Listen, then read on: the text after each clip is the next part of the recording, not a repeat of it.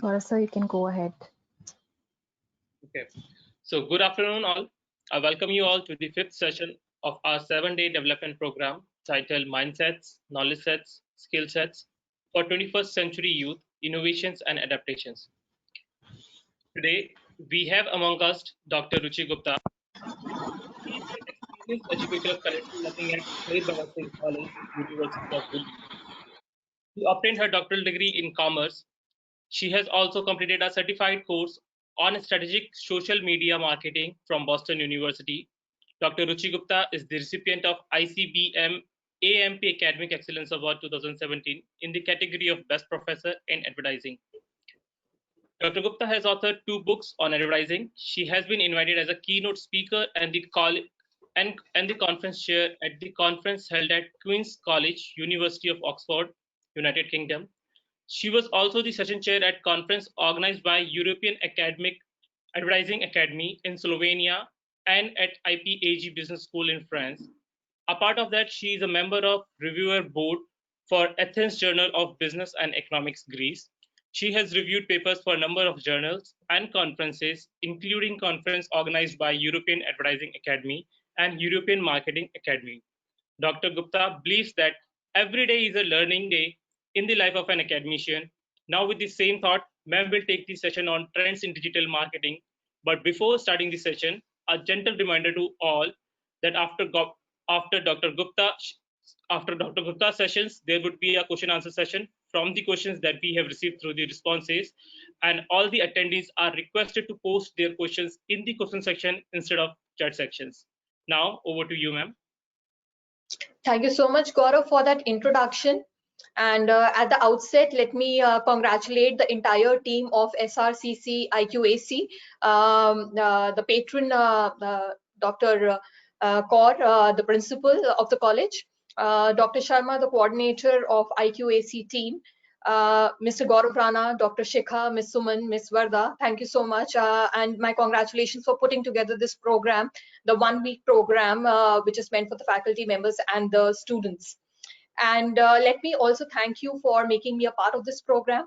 The program is very special to me because I'm coming back to my alma mater, SRCC, as a speaker this time.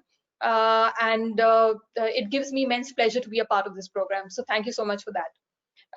Okay, so without much ado, we'll start very quickly with a presentation on digital marketing, which makes a lot of sense, especially, we are going to talk about digital marketing at a time when digital is seeing the point of inflection, especially because of the COVID pandemic.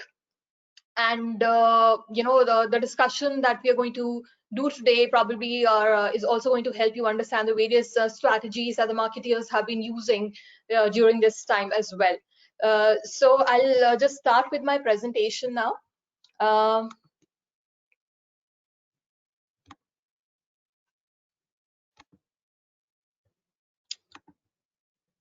Is the PPT visible, Gaurav?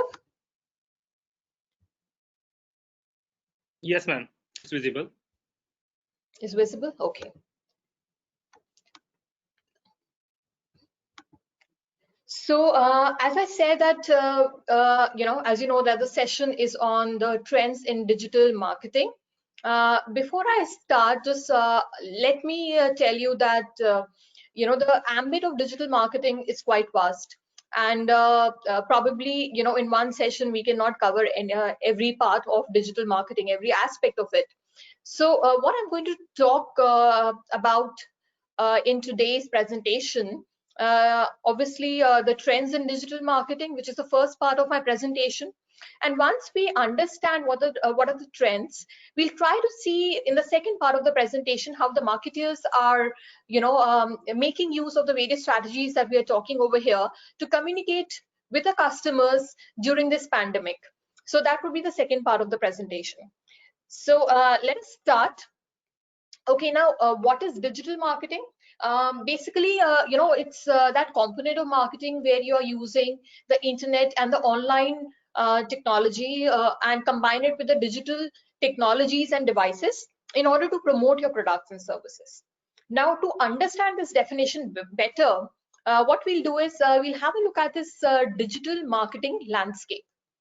So as you see, there are 5 components of this digital marketing landscape. We have the digital devices, there's the digital platform, digital media, digital data, and digital technology. Let's try and understand what are these various components. Okay, so the very first component is your digital devices. So when we talk about digital marketing, there is a device on which, that promotion of your product or service is going to happen. And you can see that on your computers or your mobile phones or your tablets. So that's one main thing, because you're going to send across your promotion message on some of these devices. Then there is a digital platform. This platform basically means that where are you going to show your advertisement? Is it going to be some website? It could be a company website, for example. Uh, is it going to be social media platforms like Facebook, like Instagram? Is it going to be on the mobile app? So you must have seen a lot of advertisements are also a part of the mobile apps that you have downloaded on your phones. And then it also includes email advertising. So you need a platform basically where you can show your promotional messages to the customers. Okay, the next component is the digital media. What is this digital media? This is the advertisement basically that we are talking about, because we're talking about digital marketing. So here, this is the ad, the marketing or the promotional message basically. This can either be a text, it can be an audio, it can be a video or some graphics or some multimedia, and it should be capable of being transmitted over the internet or the computer networks so that it can reach your digital devices. The fourth component is digital data. So what is this digital data? Basically, this is something that the programmers use a lot. It basically, that, when you do the coding, everything in the digital data, it exists in the form of binary numbers, zeros and ones, जिसको हम bits बोलते हैं. So this digital data is something which is very handy to the programmers and also very helpful to the search engine optimization companies when they provide or render services to us. So this is one part where the programmers have their bit to do, not much where the marketers have a role to play. And then last we talk about digital technology. So we need some digital technology which will be able to generate some information for you or store the information or process some data in some way. And some of these technologies which we are going to see as a part of this presentation are augmented reality, virtual reality, and also AI.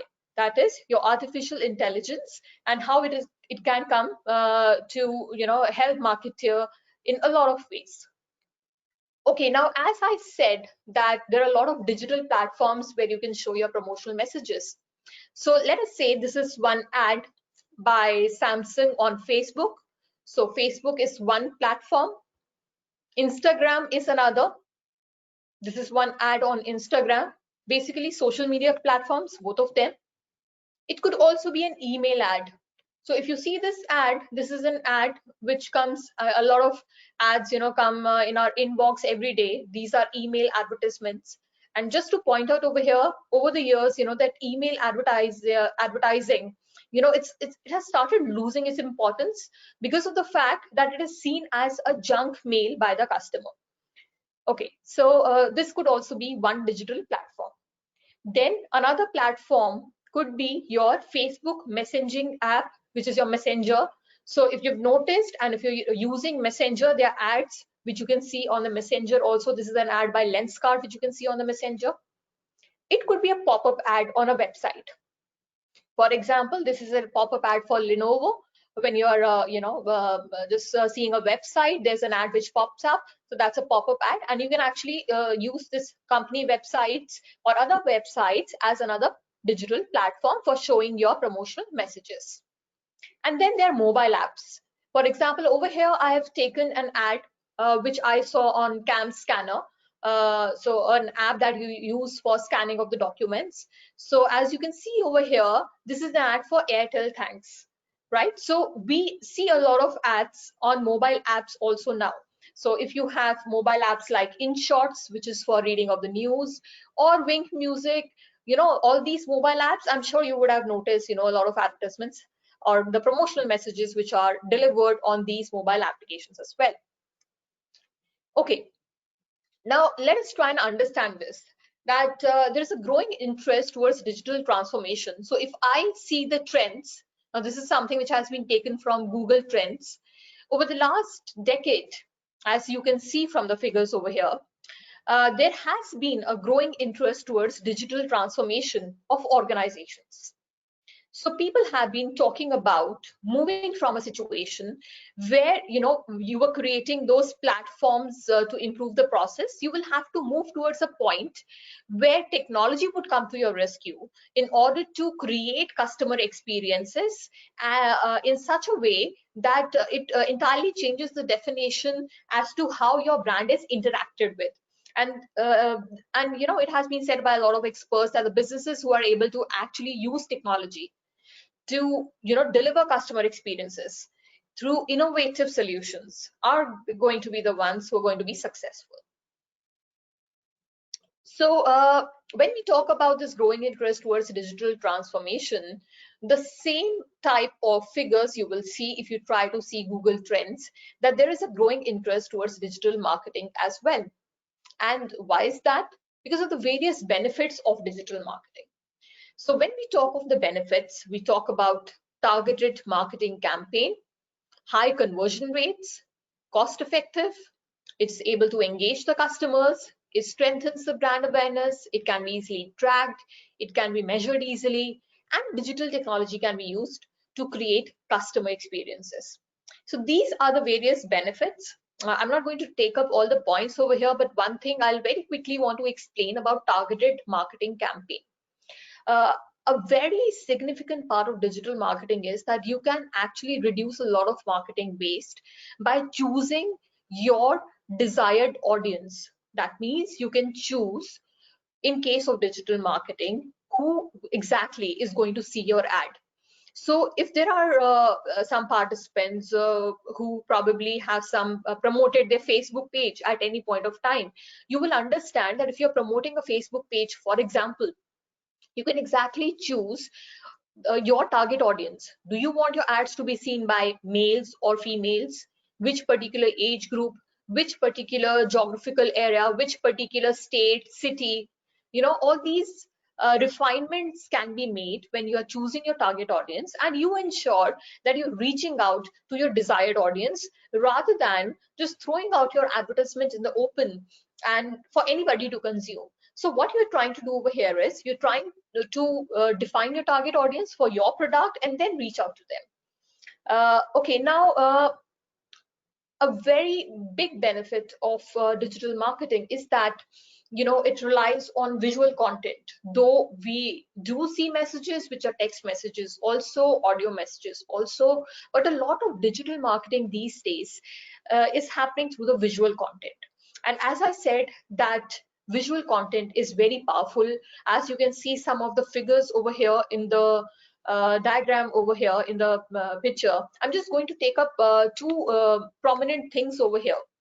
So this arrow, as you see, the photos, the illustrations, and the videos, they're able to get over 100% more engagement as compared to the text messages if you send them through the digital medium. And this one says that visuals get 94% times more views than the text messages. So this is a very powerful component of digital marketing, because a lot of things are retained by the human mind when they are seen visually, and a lot of objectives of digital marketing where you want to probably engage the customers, where you probably want the picture of the brand to be imprinted in the minds of the consumers. A lot of things can be achieved through the visual content. And because we are talking about the power of the visual content over here, let me also share with you that we are going to see a lot of visual content as a part of this PPT, so as to understand what the marketers are doing in this particular, as a part of strategies used for your digital marketing. Okay, so coming now to the trends in digital marketing. Now, we can talk about a lot of trends, but then we are going to discuss some of them. As I said, this is the first part of the definition of the PPT, sorry. So we're going to talk about the use of augmented reality, virtual reality, and artificial intelligence. And these three technologies are really helpful in creating customer experience. We are going to talk about this trend of endorsement, where we are going to talk about mainstream celebrities, the micro celebrity endorsement, and influencer marketing. We'll talk about the user generated content, or it's also called as UGC. We will see what are these chatbots, meme marketing, personalization, interactive content, social media stories, shoppable posts, and SARP position zero. So let's have a look at how these trends are being used in digital marketing by the marketeers. Okay, the first thing that we are going to talk about is the use of digital technologies.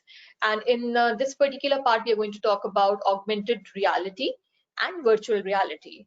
About AI, we will have a discussion when we are talking about some other trends that AI would automatically come into the picture in that case. So, okay, let's see what are these digital technologies. These are the technologies, as I said, are very powerful in creating customer experiences, and especially in creating sensory or multi-sensory online experiences for the consumers. So very quickly, I'll just show you this continuum where on one hand you can see the real environment, or the other hand you'll see virtual reality. So in any case, we are going to talk about augmented reality and virtual reality over here. I'll quickly tell you what is this augmented virtuality, which you see as something which is lying between these AR and VR as a part of this continuum. So this augmented virtuality would be something like, when you go to a mall, for example, and a store like Reliance Trends, where they put up a big screen where probably the children can stand in front of the screen and play a game. So when they stand in the designated area, a virtual picture of the person is created on the screen. So if and whatever movement you are doing through your hands or through your legs, maybe playing a football game or riding a bicycle, all those movements are also repeated or done by the virtual image which has been created for you on the screen. So that is something which is called as your augmented virtuality. So that is one part of the continuum. The other two main important things, that is augmented reality and virtual reality, we'll just see what it means. Okay, so this augmented reality is a very interesting thing. Now, what it means is that you can actually combine some actual object with some digital object, right? So, when you are doing that, the augmented reality technology is, helping you to create some new kind of a content which the consumers can see. Just to understand this, how this is done, have a look at this figure. So let me say that I want to buy this piece of furniture. I shortlisted this piece of furniture and I want to see how it is going to look in my living room. If you can see, this image is moving, right? So what I do is I take my camera and my mobile phone, and using the camera of the mobile phone, I just take this picture of my living room, and this object, the piece of furniture that I've selected probably from some e-commerce site, I'm just trying to see how it is going to look in my living room. I can even rotate the object and see how is it going to look from the side. And before buying the piece of furniture, I just want to be sure how it's going to look like, whether it's going to fit in my living room. And that's how augmented reality can come to the help of a marketer in this case. Now, in this case, this picture that you are seeing is from IKEA Place. IKEA is a furniture brand, and it uses augmented reality as a part of its app to ease this process for the consumer. So if you want to buy a piece of furniture, you can actually test it like this using the augmented reality feature. And as I said, augmented reality would combine an actual object with a digital object. So the actual object is a picture of the living room that you've just taken, and the digital object is this piece of furniture which exists on some e-commerce site. So that's a combination of an actual object and a digital object. And according to some of the surveys which have taken place, we say that AR is really going to be used big time by the marketeers. In fact, some of the marketeers have shown more interest towards using AR as compared to VR. That is, excuse me.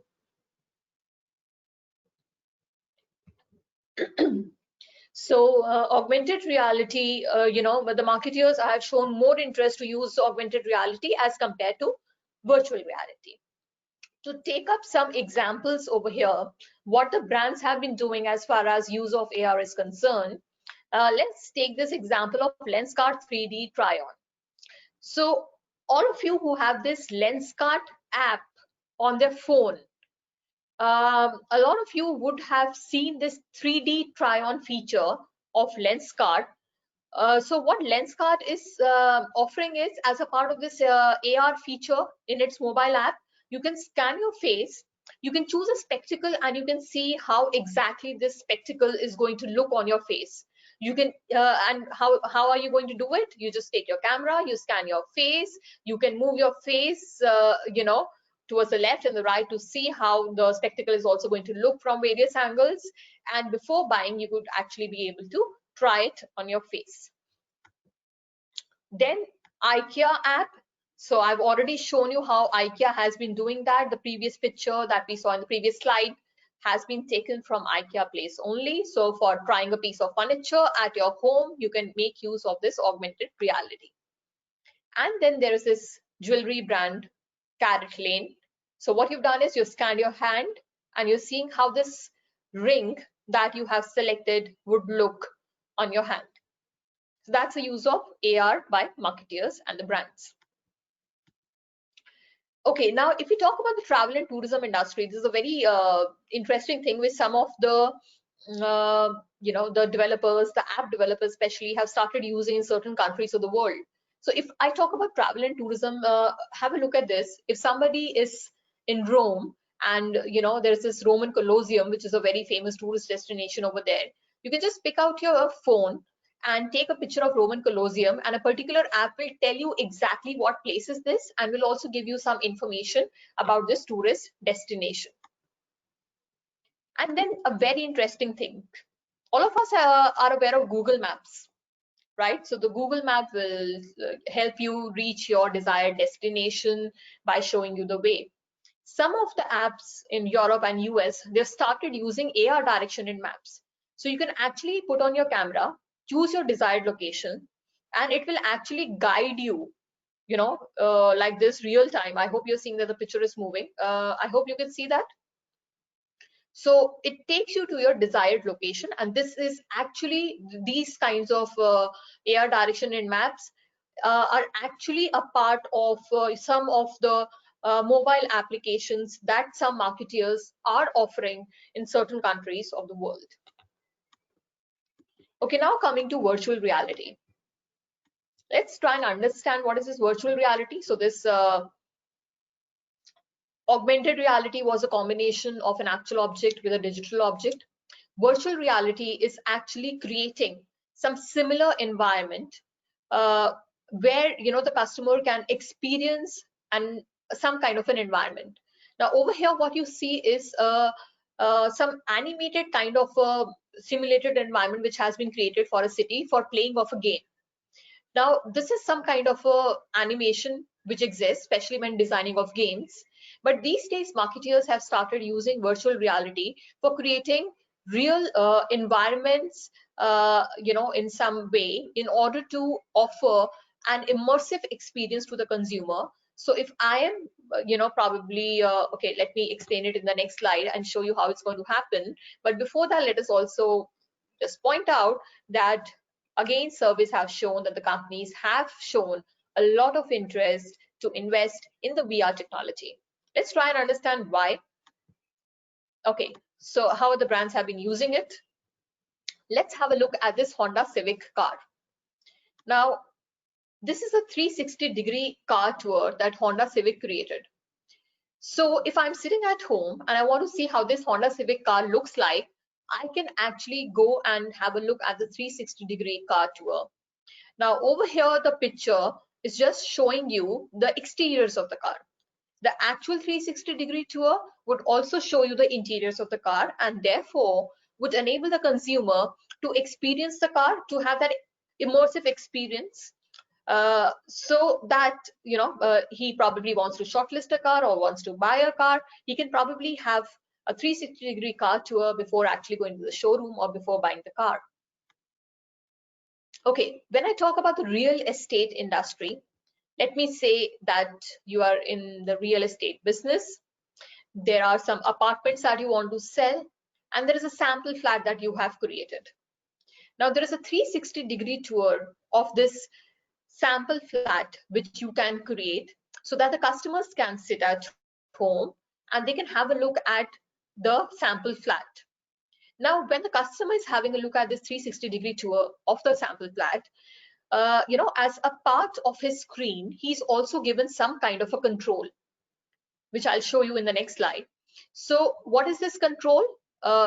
He's given a control where the customer can move towards the left, towards the right. He can go back and forth to see the entire place and to experience the entire apartment. So this has been, something which the real estate industry is doing. Okay, now if I talk about, say, virtual tour of a hotel room, you want to go for a holiday, you want to book a hotel, and you want to see how this hotel room is going to look like, because you don't want to be taken by surprise, that in the picture the hotel room looked something else, and when you arrive at the hotel it's looking something else. So how is this virtual tour of a hotel room going to help you in making the choice? Just see. So this is a virtual tour of a hotel room, which will give an idea to the customer who's booking the room exactly what he's or what he should be expecting when he reaches the hotel.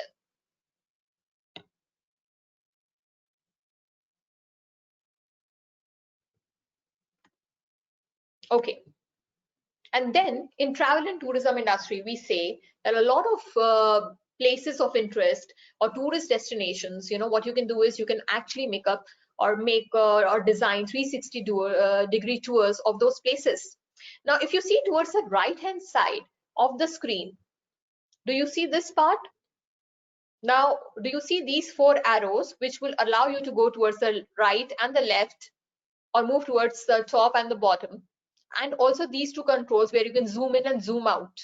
Now over here, this control is not going to work because I've taken a moving picture, so it's not going to work over here. But if you see an actual 360-degree tour of a place, you will be actually using these controls to experience the place.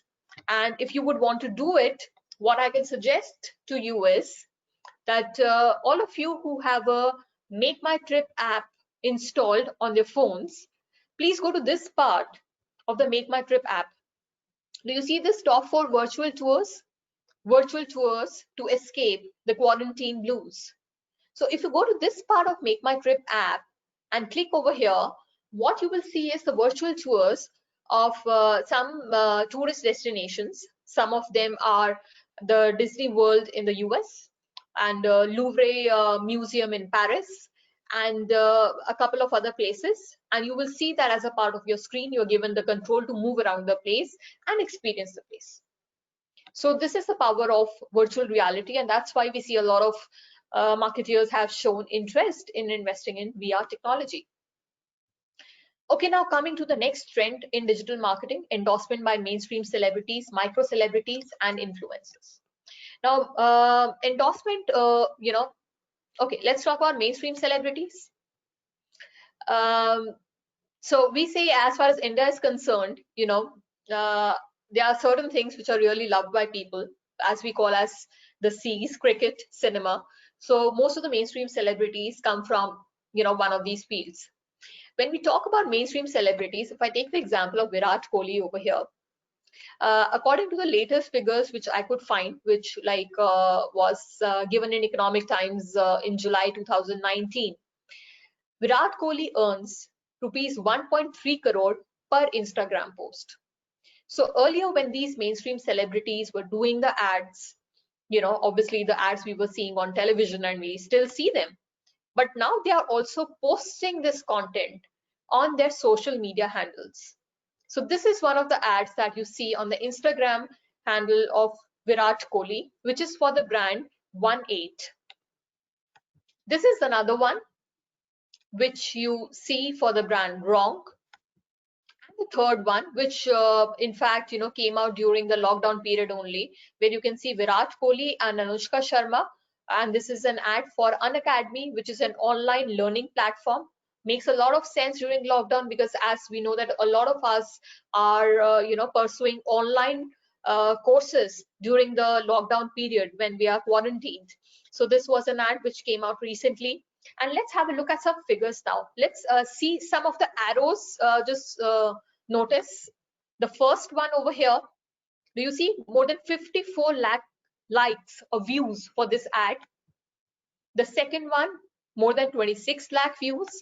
The third one, more than 17 lakh views, likes also, right? So that's the kind of reach that the mainstream celebrities can generate for you when they are posting content on Instagram. A very interesting thing to also notice is, this arrow. Can you see this paid partnership with Stay Wrong? The second one, or the third, in fact, the ad, paid partnership with Unacademy. And now have a look at the first one. This does not mention any such thing, paid partnership thing. So this is something that we'll talk about a little later, but just notice these things here. Again, talking about mainstream celebrities, because Shah Rukh Khan is one famous celebrity, so you can see that he also has done, or posted ads on his Instagram account for Big Basket and for Creta, and because he's also, the brand ambassador for Dubai tourism, so he often keeps on putting that stuff also on his Instagram handle. Okay, now talking about influencer advertising. Now, there is this concept of influencer advertising and micro celebrity endorsement. I'll very quickly try to explain the difference between the two things or the two terms here. Now, okay, I'll talk about the micro celebrities first. So let me say that anybody these days can become a celebrity. So let me say that I start a YouTube channel and I start posting some content there, or I start an Instagram account. I'm a travel blogger or a food blogger. Basically, I need to talk about some particular category. I could be a fashionista, and I start posting content over there.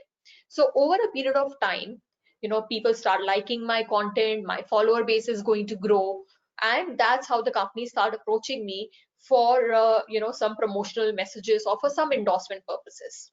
Now, since I was born in the digital world, because before I started my YouTube account or Instagram, nobody knew me, right? So I sort of became a celebrity because of the digital world. I was born in the digital world, so I'll be called a micro celebrity.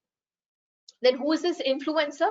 A micro celebrity can also be an influencer, right? And the mainstream celebrities can also be an influencer. But there are certain things. For example, if in this case, you see Chef Kunal, or if I talk about Chef Sanjeev Kapoor, for example. So they are also running their Instagram accounts, right? But they were known to the public before they came into the digital world. So they are not born in the digital world. They are not micro celebrities, but yes, they are influencers. At the same time, we say that a micro celebrity who's born in a digital world can also be an influencer, right? So now let's have a look at this influencer advertising strategy. So if I have a look at this chef Kunal, if you have a look at his Instagram account, then you will see that he has also endorsed a number of things, including some of the kitchen appliances and also Haldiram. Excuse me.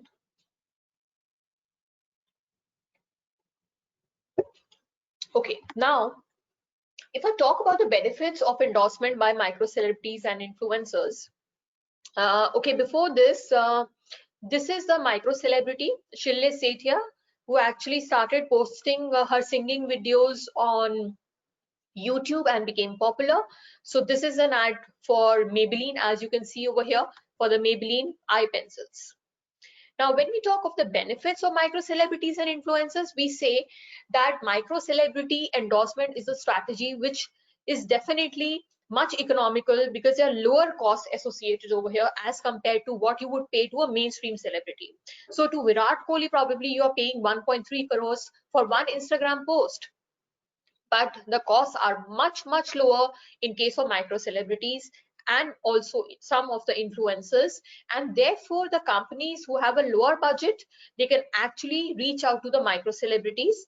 Now how to calculate the metrics is a different a different topic altogether. We are not counting that thing over here, but definitely lower cost is a big advantage.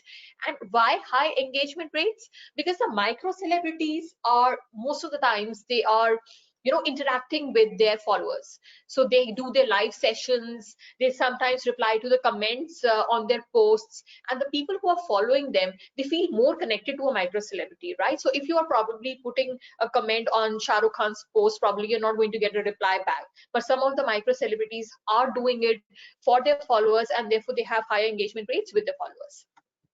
So I hope a lot of you also know about Bhuvan Ban. So he's a YouTuber and he has been signed by Lenskart. And this is also one travel blogger, Akriti Rana. So as you can see that she is promoting MasterCard over here. So the micro celebrities and the influencers are being used in a big way when we talk about digital marketing. The next strategy is that of user generated content. Now, what is this user generated content? Now, this is something which has been created by your consumers for you, right? So it could be some images. For example, if you tell your audience or your consumers that, okay, click a selfie with our product and send it to us. So there's an image that they're sending it to you. So basically, your user or your customer has created that content for you.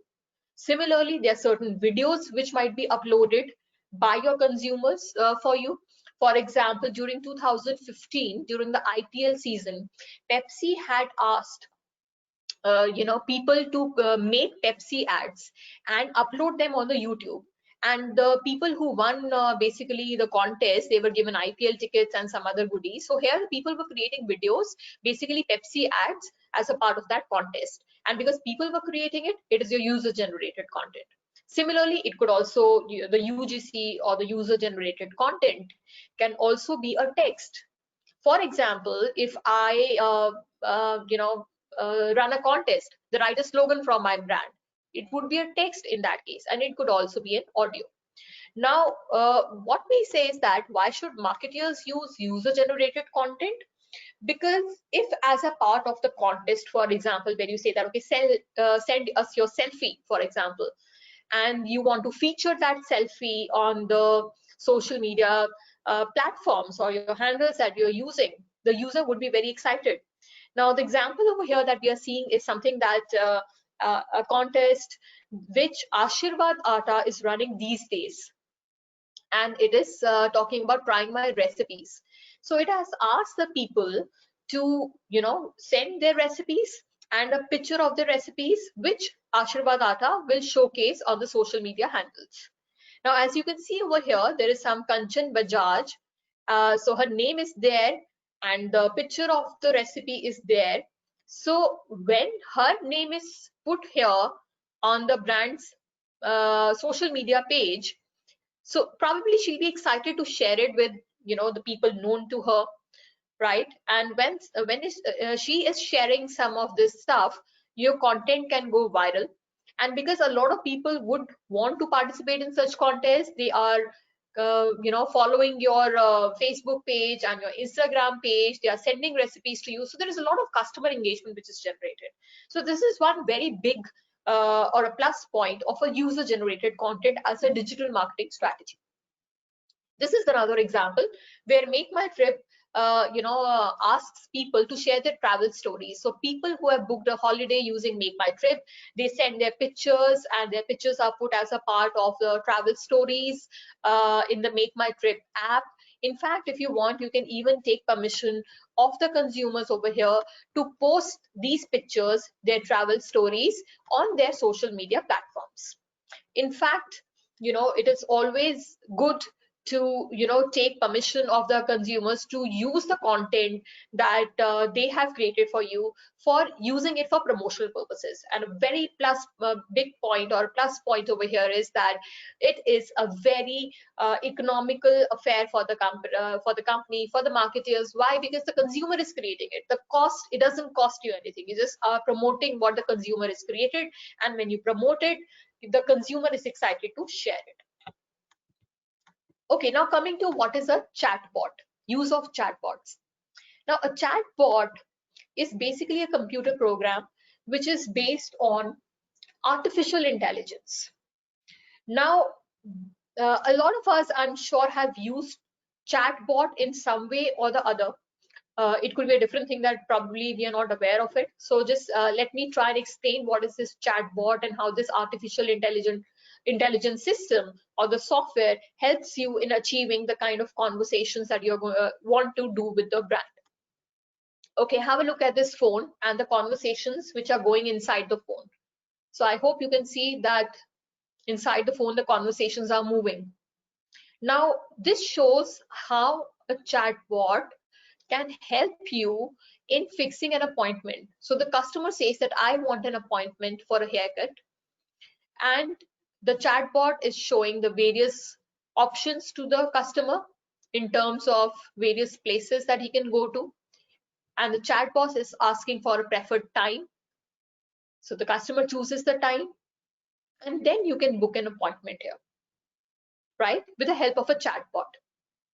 So this is what chatbots are able to achieve these days through a very robust AI system that they are using.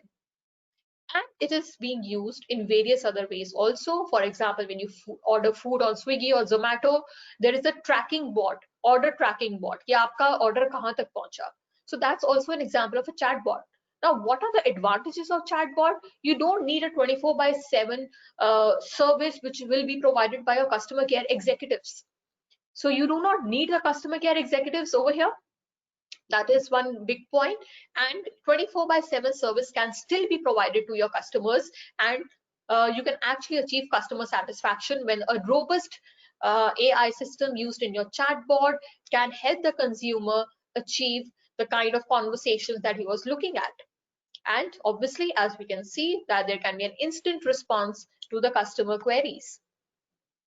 Again, according to a study which has been conducted, 80% of the businesses have actually shown their interest in investing in chatbots by 2020, and a lot of customers also have shown an interest for using the chatbot.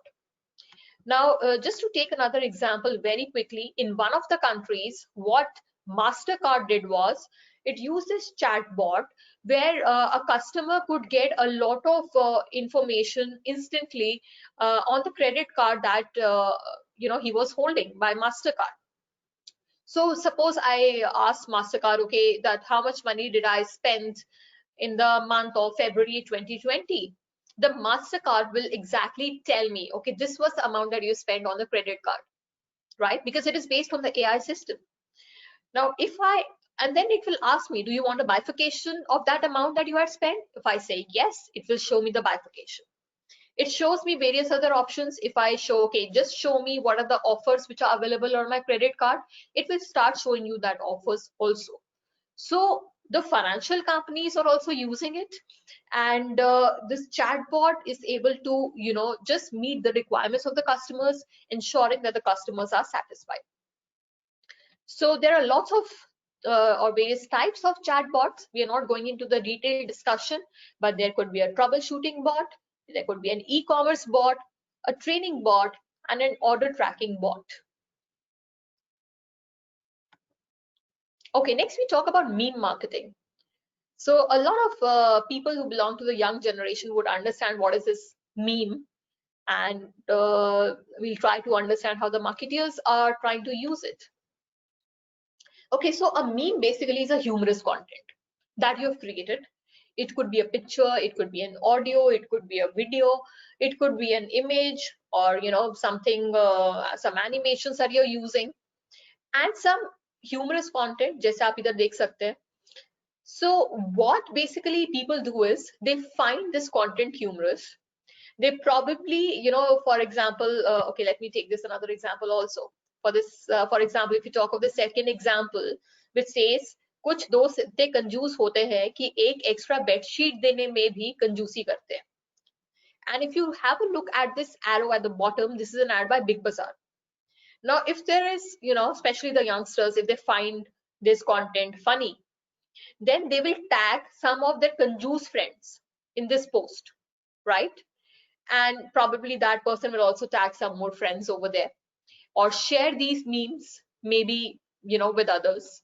And that's how this content, this humorous content that you've created, can go viral. So I'm sure that all the people who are on Facebook especially would have seen a lot of memes being shared by youngsters especially. And in fact, the same strategy of meme marketing is also used by the brands. Now, what are the benefits of using this strategy? Now, one very important thing is that it is this meme is very important, a very easy thing to make, because there are lots of softwares which are available which would help you in designing of memes. So it is very cost effective. And as I said, that because people are tagging their friends or their known ones, so there is a great chance for your content to go viral, and therefore a lot of brand exposure can be created in that respect. And as I mentioned earlier, that this is specifically good at targeting the younger population.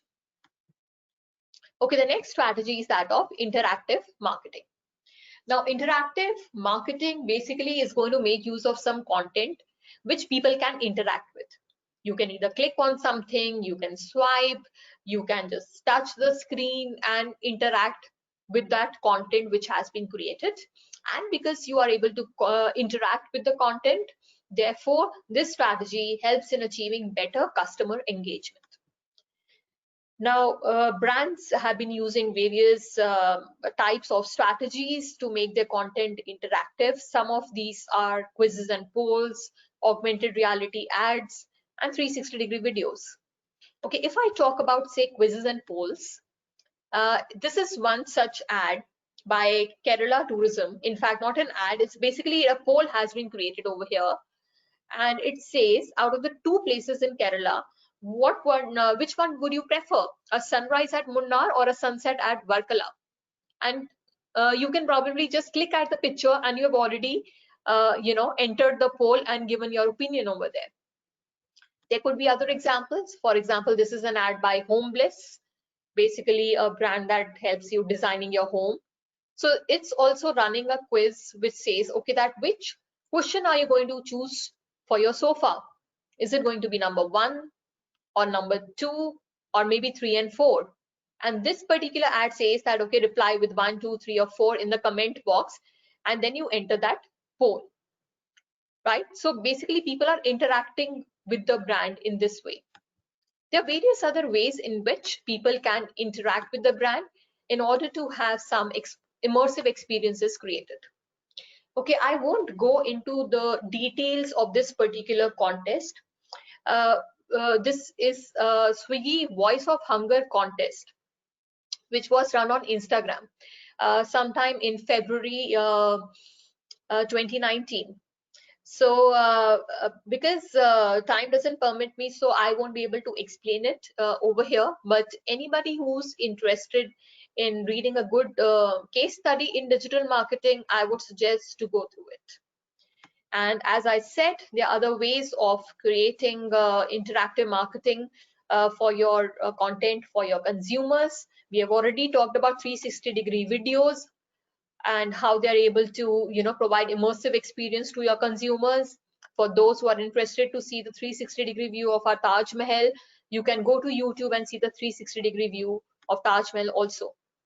And in fact, we say that nowadays consumers want engaging content from the brand. Okay, next we talk about personalization as a strategy.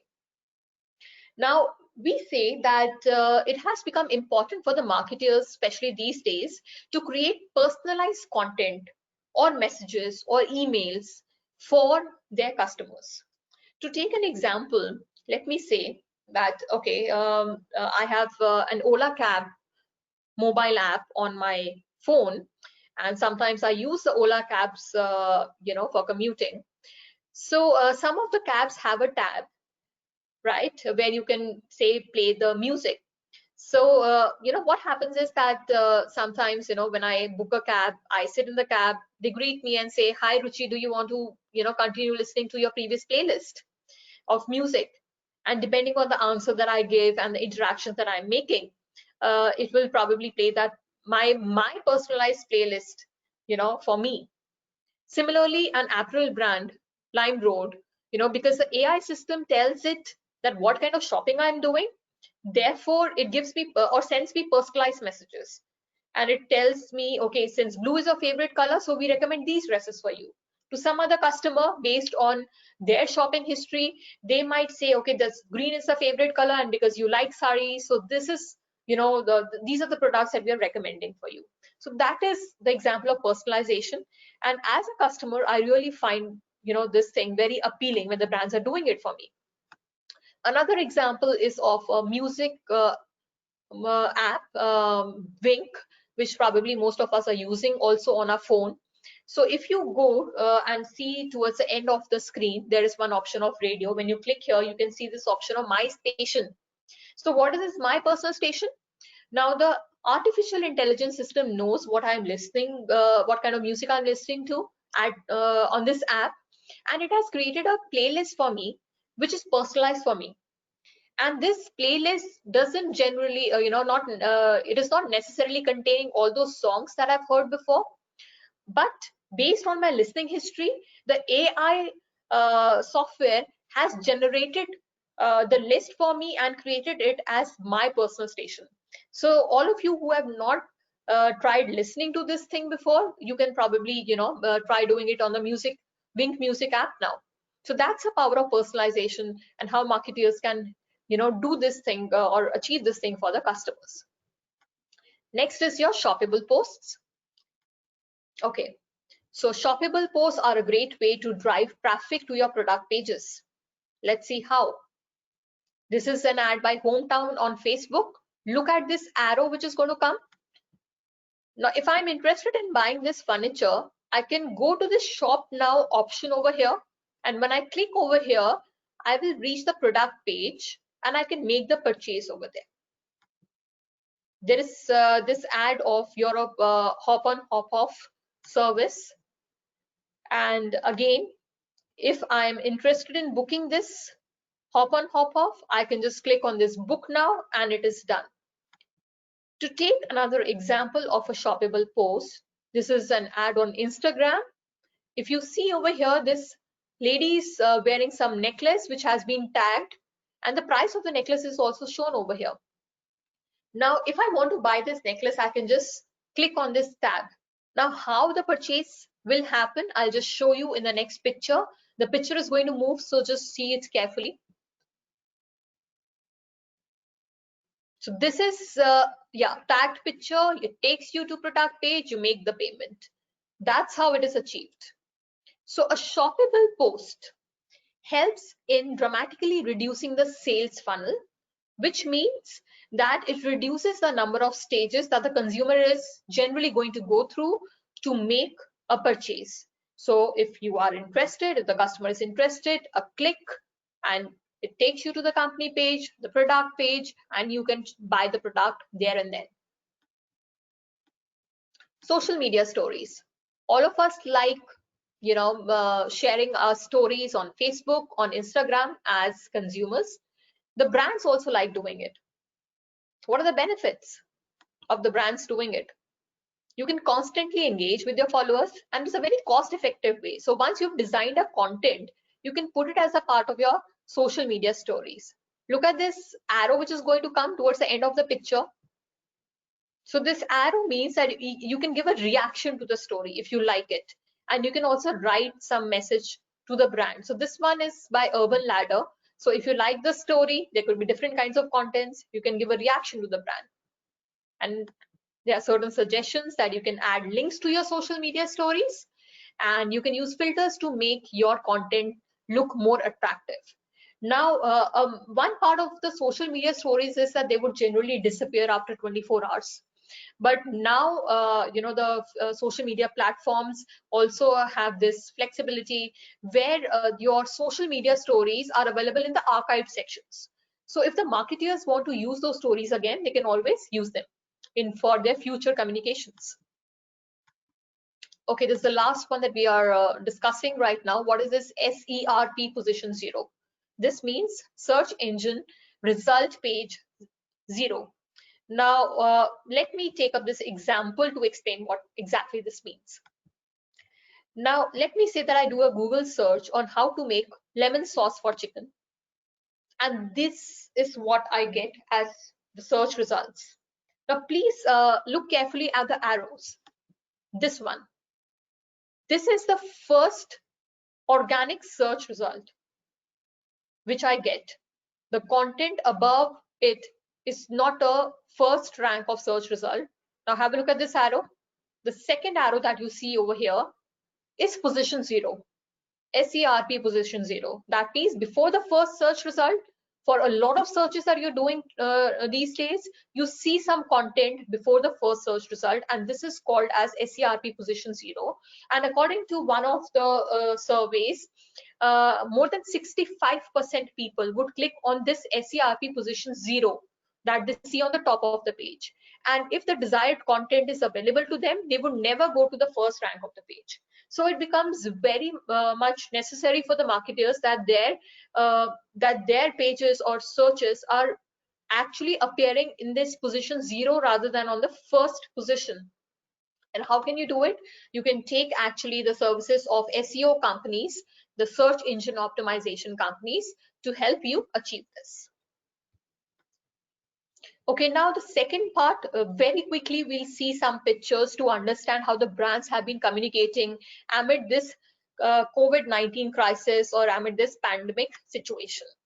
Now, according to what the experts have suggested is that there are three things that the brand should be talking about when they are, communicating with their customers during a crisis situation, and specifically during COVID. So the first one is the brands should tell the consumers how they are helping fight the coronavirus itself. How are they helping other businesses and people? And the third, critical information that the people need during the crisis. So what or how you're communicating with your customers during a crisis situation should be guided by these 3 points according to Ogilvy. Okay, now the very first one was, how are the brands helping fight the coronavirus? So if I take the example of food and beverage industry, over here you see McDonald's says that the only hands touching your food are yours. Pizza Hut says that we wash and sanitize our hands every 30 minutes for 20 seconds. And Domino's also talks about a lot of stuff which ensures safety and also talks about the sanitation measures that they are taking. The second point was, you need to tell the consumers how are the brands helping the community. So when I talk about Harvest Gold in its communications on various social media platforms is basically telling the consumers as to how it is distributing sweet buns to those who are in need. And when I talk about Parle-G, this is one post on LinkedIn.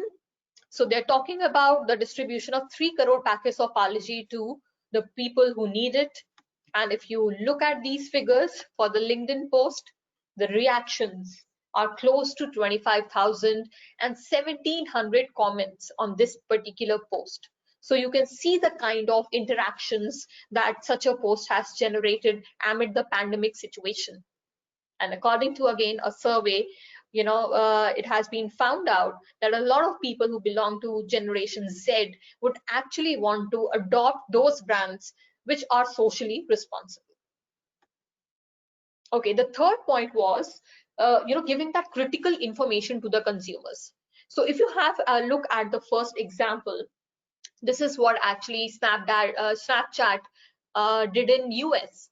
So it partnered with WHO and the US Centers for Disease Control to provide users with the latest and credible information on the pandemic. The second one is an example by Lysol India. So what Lysol did was, now see, because there is a lockdown especially what it has been doing in the earlier days, because there was lockdown and because everybody has been quarantined, everybody's staying at home. So it got in touch with some of the celebrities who recorded some videos where they were talking about the importance of clean surfaces. So they recorded some content in the form of a video, and Lysol actually converted that content into a proper ad, and then it is running it on various social media platforms, and it is basically educating people to disinfect the surfaces to keep them safe during this pandemic situation. Again, when we are talking about providing critical information to your customers, Incredible India website talks about the travel advisory by the Ministry of Tourism during this COVID-19 situation. Indigo on its social media platforms now, because the flights have resumed, so it is giving important or critical information regarding the various changes in terminals where the flights are going to arrive and depart from. And Make My Trip chatbot, if you have a look at the chatbot Make My Trip, it is also answering some of the coronavirus related queries for you. Okay, now these were three things, but additionally some people have talked about the designing of the content. So according to some people and experts, what we should do is use a little bit of humor also in the content to relieve the stress of people during a crisis situation. So when we talk about what the brands have been doing these days, look at this first ad. In fact, these two ads by Harvest Gold, the content of the ad has been inspired by a famous Bollywood movie, Sholay. So in the first ad, you see Gabbar and Thakur, right?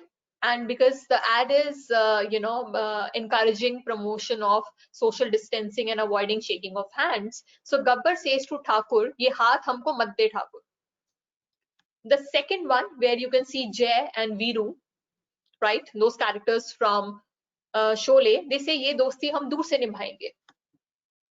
If you see this one by Zomato, again a humorous content which has been created, where you see a difference between work from office and work from home, and how you're just wearing a shirt on top of your shorts when you are probably working from home.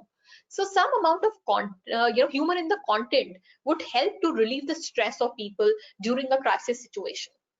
Again, as far as designing of content is concerned, it has been said that you need to make it relatable and empathetic for your users. So if we have a look at this content designed by Lenskart, it talks about how a lot of use of the screen, be it a mobile phone, your kids are having online classes, or probably you are having your office calls on the screen. So reduce that impact on your the harmful impact on your eyes, it talks about the blue block computer glasses, right? So you are relating it to what the people are facing these days, you're empathetic towards them, and then you're talking about this product, probably how it can help them during this crisis situation.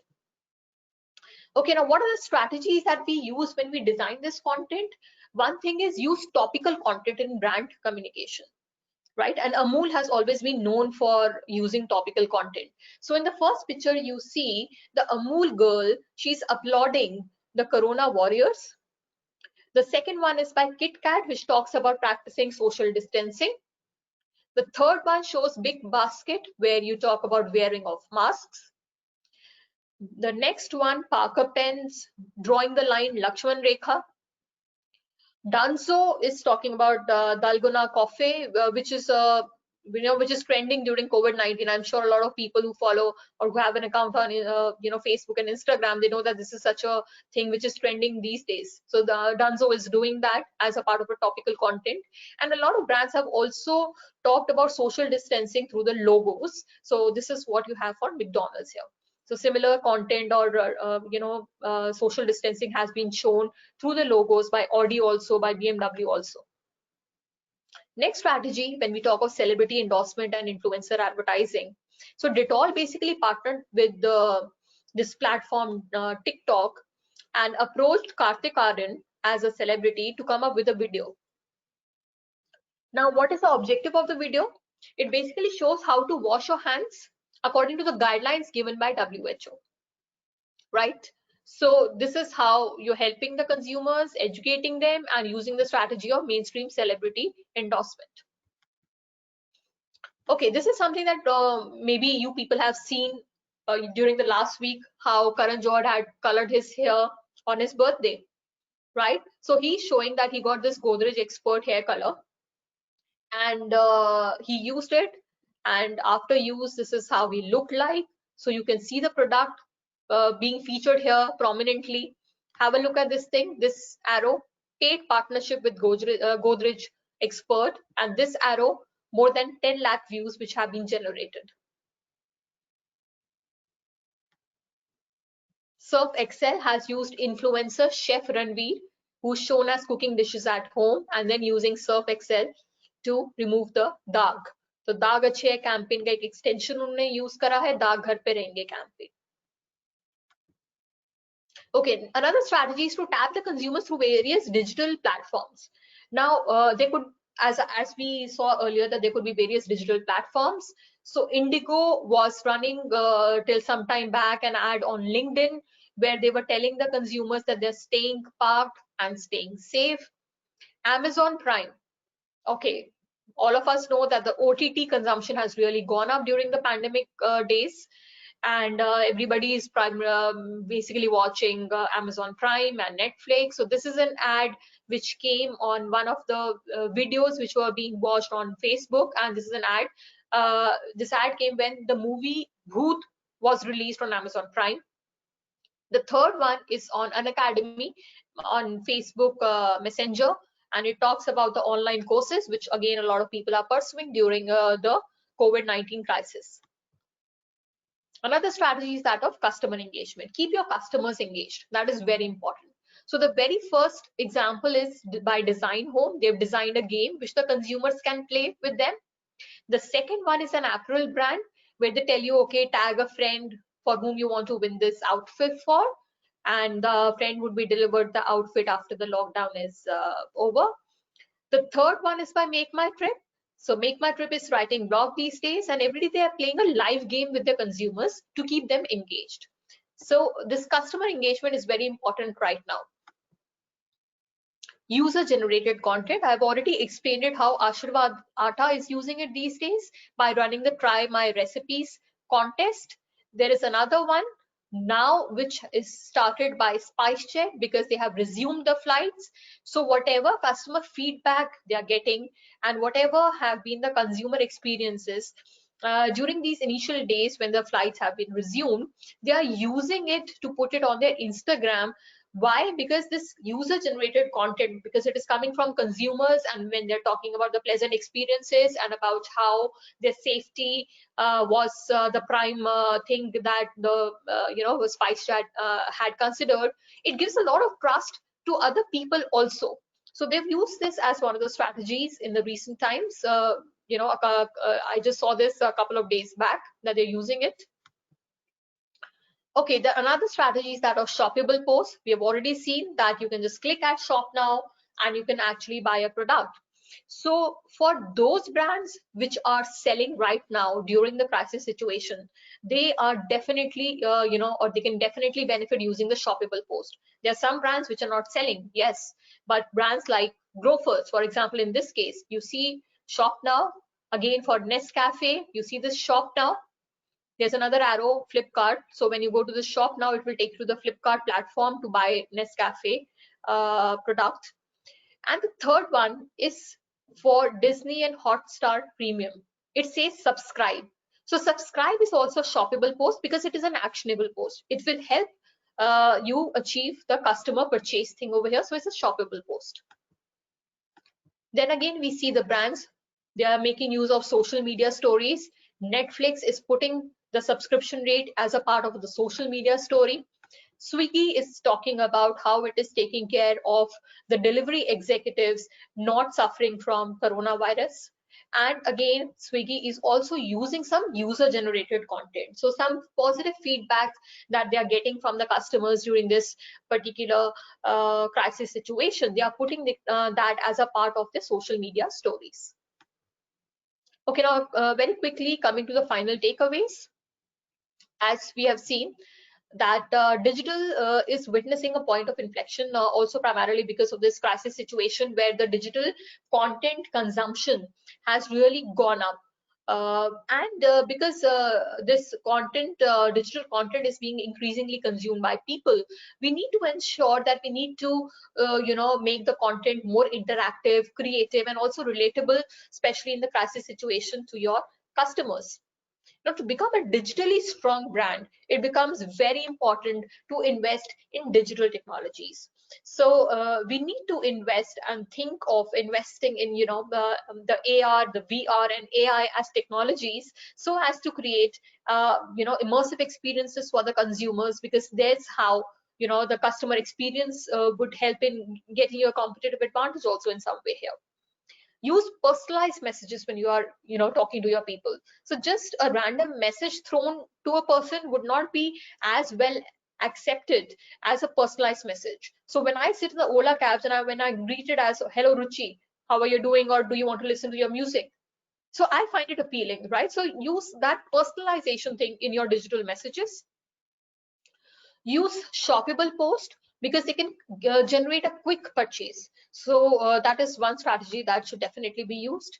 And use social media stories for constantly engaging with your customers.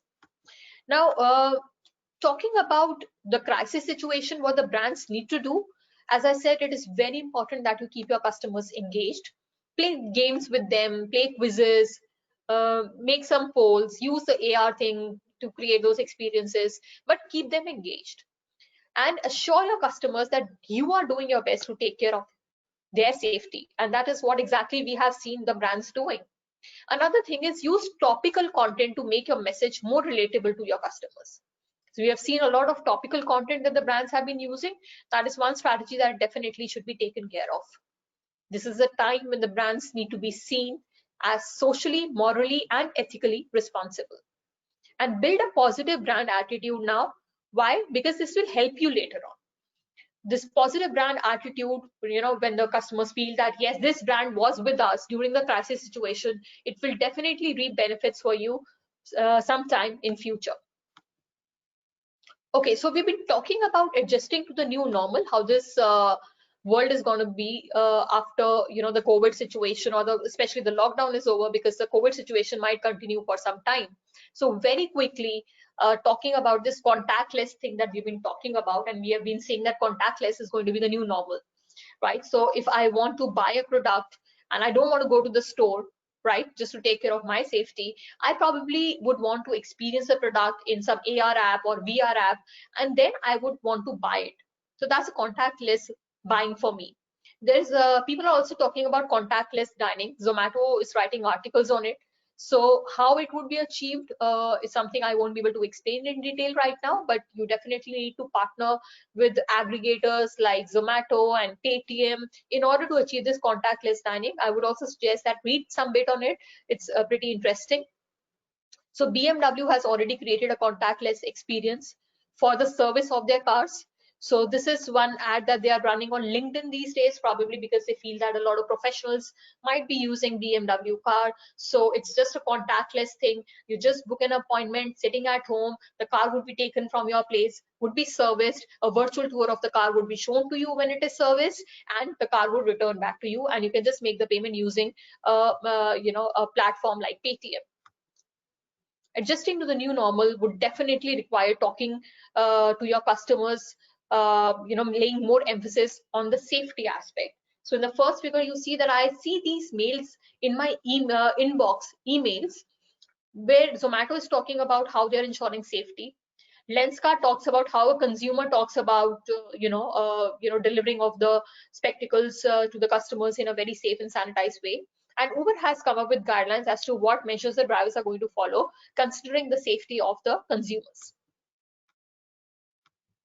So adjusting to the new normal would also require use of chatbot, because probably you would want to use, not interact with people, but use a chatbot for getting answers to your queries.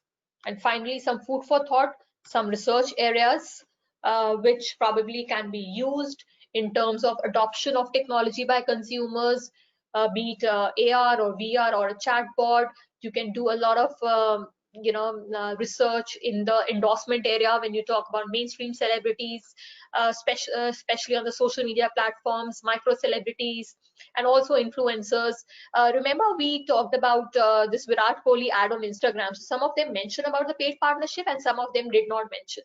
So what effect would the sponsorship, disclosure and non-disclosure also would have on the impact? That is also something that you can study. You can also see how AR and VR are being used as technology in creating sensory brand experiences for the customers, and then related to certain other marketing concepts. And probably also use some kind of a sentiment analysis using R and Python to see what kind of comments people are writing on your post. So it's very important to do that sentiment analysis to understand that whether people are liking your post, are they writing a positive comment or a negative comment on the post, because it really helps in brand building in the long term. So that's all from my side. I've given my email ID in case you want to write to me, and you can also connect with me on LinkedIn. Thank you so much to all of you for your patient listening.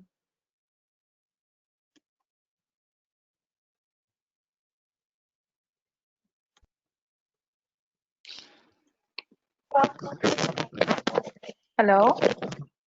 Yes. Hello. Thank you so much, ma'am, for such an insightful session. I think Gaurav sir is on the line. He'll take up probably. Yes, Gaurav sir. Yeah, so thank you very much, ma'am, for such an enlightening session. It was a pleasure to listen to you and learn new trends related to digitization. So, in the attendees, there are certain questions the attendees were asking. So, the first question which I would like to take is from Ashish Chandra. He is asking, ma'am, do you think in near future digital marketing will take place of physical marketing, or human touch will remain important? Can you just give me 1 minute, Gaurav? You're not audible. Just let me use my earphones. Yes, can you please repeat the question? Yes. So, this question is from Ashish Chandra. Ma'am, do you think in near future digital marketing will take place of physical marketing, or human touch will remain important? Okay. So when we talk of that human touch, it's a very important thing, when it comes to dealing with customers. And especially we say because you're dealing with customers, so there's a human psychology which goes behind it, and therefore that human touch becomes very important. So just sharing a few things with you. I have seen a robo serving a coffee to me at one of the airports, and that was not as appealing to me. But at the same time, we cannot ignore the digital technologies. Just to share with you some of the hotels in China and also in Japan, a lot of human interaction has now been replaced by interaction with robots. Now, this is something which has started happening, and we have to see how the people are going to adopt it or react to it. I personally, I feel that since you are dealing with customers, you cannot, just do away with that human touch. It remains very important. In fact, a lot of communication that we are doing in the digital sphere, because we talked in your promotional messages, you need to make the content relatable to your customer. You actually need to be empathetic when you are talking to your customer as a part of your digital marketing strategy. So somewhere some kind of human interaction would definitely remain. Talking about this pandemic situation, we say that probably the human the customers are going to be a little careful in terms of safety features, and therefore the technology can come to the rescue in that respect, in terms of not going to or walking into a particular store, or probably as BMW is doing, booking an appointment sitting at home. But ultimately the industries are going to recover, the customers will start going out, but still the digital technologies like AR and VR and chatbots, which are based on artificial system, can be used for creating those immersive experiences for the customers, which human beings won't be able to create. So importance of digital technologies, yes, according to me, would remain, but at the same time the human touch which is required, especially because you're dealing with customers, with human beings, because psychology says so, that is equally important as well. So, ma'am, the next question is from Garvit. He's from Jaipur. He's asking how to be self-updated about the trends that are coming and are going to be come in future years. Okay, so Galpit, I would suggest that a lot of us, I think we're already on the social media platforms, right? So as an academician, because I need to talk about the stuff, I see a lot of Facebook, right? I'm on Instagram, on Facebook, and basically I'm following the brands over there to see what all strategies are using. I read a lot in this area. So if you try to just read in this area, you will find that the ambit of digital marketing is pretty vast. And these are only some of the trends that we have talked about. In fact, there are some very interesting trends which are probably, the marketers would think of using in near future. One of these trends is called as geofencing. Some of the marketers are also using it in certain Western countries of the world, but we can also expect some of the marketers to use it in near future in India as well. So do a good reading in that area. I would not, in fact, want to suggest any books in that topic because digital marketing is so dynamic an area that after every some time a new strategy is there. Some strategies are fading away, some new ones are coming. So just relying on a book itself would not help. I would say actually go and witness what is happening on the social media platforms, what messages you are receiving on your emails, and see what updates are being written about digital marketing in terms of trends and other aspects. Okay. So, ma'am, the next question is from Shagun from Assam.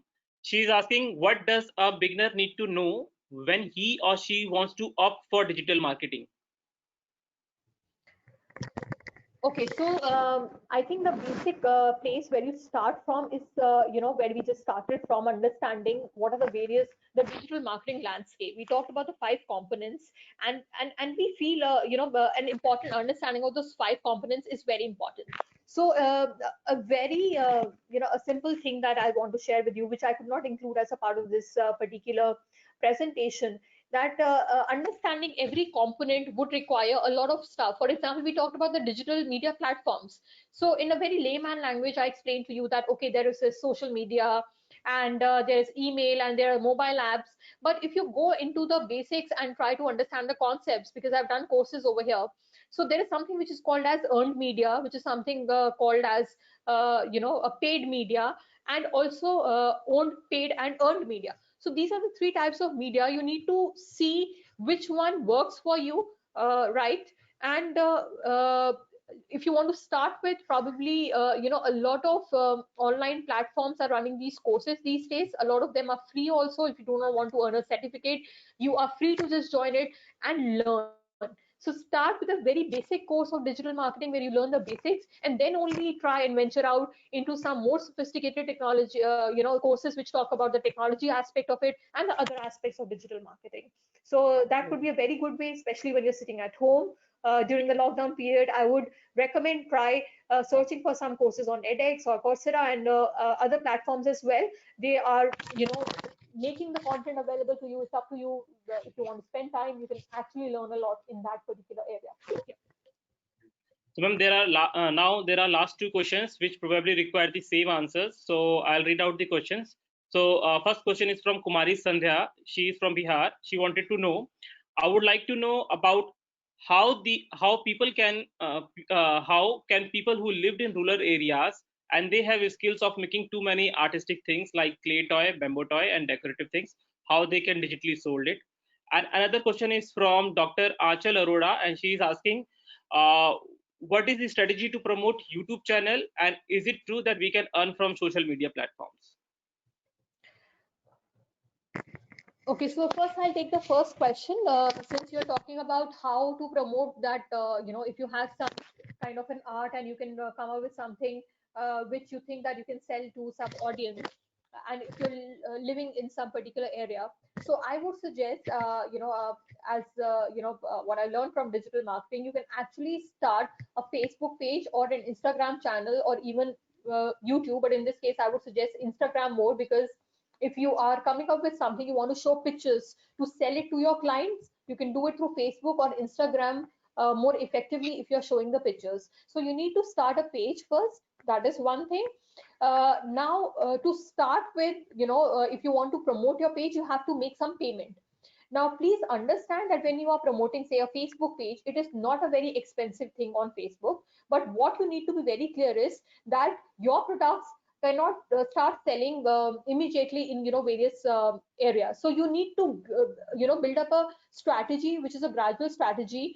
Try to first promote your place in some local places. So if you are in Bihar, just try and promote it to people in Bihar first, right?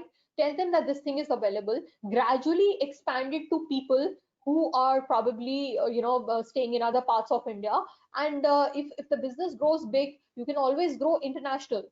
So just to take an example here, when I say that you need to be confined to a particular location, so when Uber Eats, when Uber actually ventured out into Uber Eats, so there was a delivery thing that they started in Gurgaon. So they ensured that the sponsored ads on Facebook were seen only by those people who are in Gurgaon. Because if I show it to somebody who's in Mumbai, it doesn't make sense because I'm not operating also in that area. So if you're starting, just start with the local area. That is what I'll suggest. And also, trust me, there are various examples of how, and if you start on a YouTube channel, I hope, or an Instagram or Facebook, I hope I've been able to explain that you can become a micro celebrity. So if you start putting some pictures of the stuff that you've created, and if the number of followers start growing over a period of time, then you can become micro celebrity, right? And there are instances where micro celebrities have become so big that they're being approached by brands. In this case, if you're starting a business, probably you will be able to reach out to people in different parts of the world, but it has to be carefully planned out. That's for the first question. The second question, I think, was regarding the YouTube thing, where you were also asking that whether you can earn from the platforms. Yes, it is a fact that you can earn from platforms. Now, in fact, I'll just try to explain it to you in very simple terms, because every social media platform that we're talking about is a full-fledged topic that you can speak on for hours. So just to put it very simply, that if you start a YouTube channel and you start putting content over there, for example, I start a channel and I put these talks over there, right? And people want to listen to it, then people would subscribe to that channel. Now, when people are subscribing to that channel, as you have more and more people subscribing to the channel, and as you start getting more likes on the number of videos, when people are commenting on it, you start earning from YouTube, right? So yes, without getting into details and making it sound very complicated right now, because there is also one way in which the matrix is also calculated for YouTube. So a very basic way of calculating the metrics on YouTube is that you would multiply the number of likes, by the comments which are there minus the dislikes, divided by the number of views, and then refine the reach also to some extent. So that all those calculations are made. The people who are subscribing to your YouTube channel, that is taken into consideration. And yes, you can definitely earn from these social media platforms. Apart from the fact कि अगर आप Instagram पे, अगर आप YouTuber हो और लोग आपके पास एंडोर्समेंट्स के लिए आ रहे हैं, तब तो आप वैसे ही अर्न कर सकते हो. But if you are running a YouTube channel, you can still earn from this particular social media, from this platform.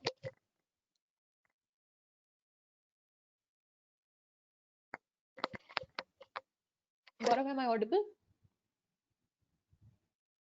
Gaurav?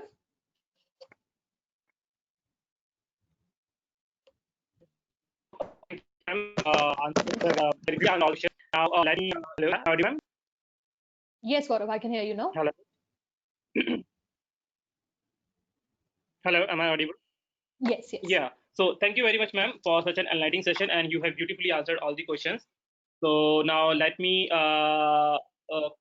conclude the session here. So thank you very much, ma'am. Once again, you have talked about augmented reality, endorsement, and user-generated content, and how augmented reality works, and how we as well as the marketer can use it, how Google and tourism industry are using it, how virtual reality can be used, how mainstream celebrities like Virat Kohli are using digital world. So far, I was not aware about that Virat Kohli was earning that much from a single post. And not only the big celebrity, but also the micro celebrities are generating as well as creating money from these platforms. Apart of this, you have moved to an interactive market. You have moved to interactive marketing followed by personalization strategy to attract consumer and understand consumer need.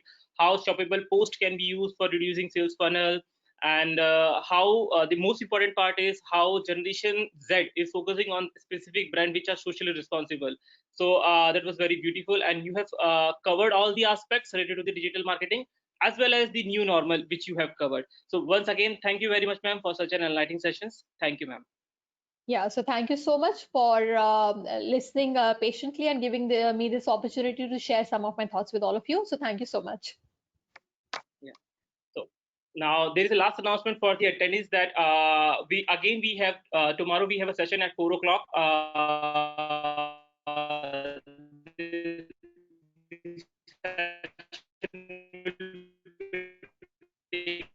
session by the Dr. Ashish Chandra.